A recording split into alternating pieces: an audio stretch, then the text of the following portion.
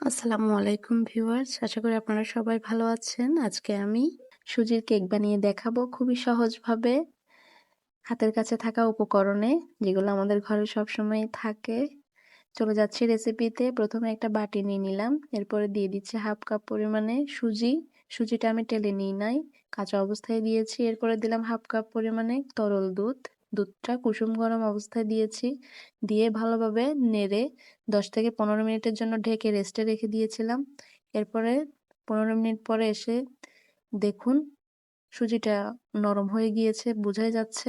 এরপরে বাকি উপকরণগুলো আমি দিয়ে দিচ্ছি একে, একে করে। দিয়ে দিলাম 1/2 কাপ পরিমাণে ময়দা, গুঁড়া দুধ দিয়েছি 4 চামচ, এরপরে চিনি দিয়েছি হাফ কাপ, এরপরে বেকিং পাউডার দিলাম 1 চামচ আর পরিমাণ মতো খুবই সামান্য পরিমাণে লবণ দিয়েছি। লবণটা মিষ্টি খাবারে দিলে ভালো লাগে, টেস্টটা ভালো আসে।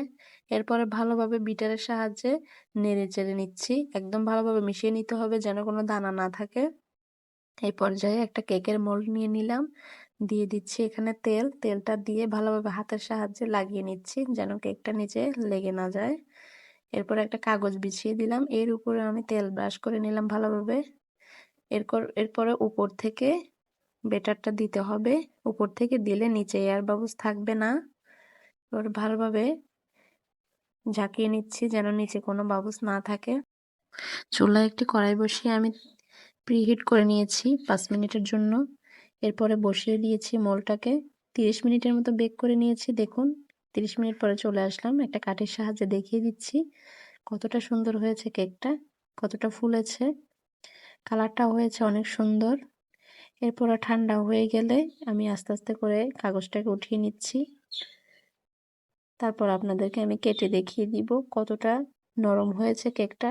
খেতেও হয়েছে দারুণ মজা। আপনারাও এভাবে বাসায় বানিয়ে দেখতে পারেন। ডিম ছাড়া একদম খুবই সহজভাবে বানানো যায়, একদম হাতের কাছে থাকা উপকরণে। আমার ভিডিওগুলো যদি আপনাদের কাছে ভালো লেগে থাকে তাহলে অবশ্যই লাইক দিবেন, শেয়ার করবেন এবং আমাদের চ্যানেলটি সাবস্ক্রাইব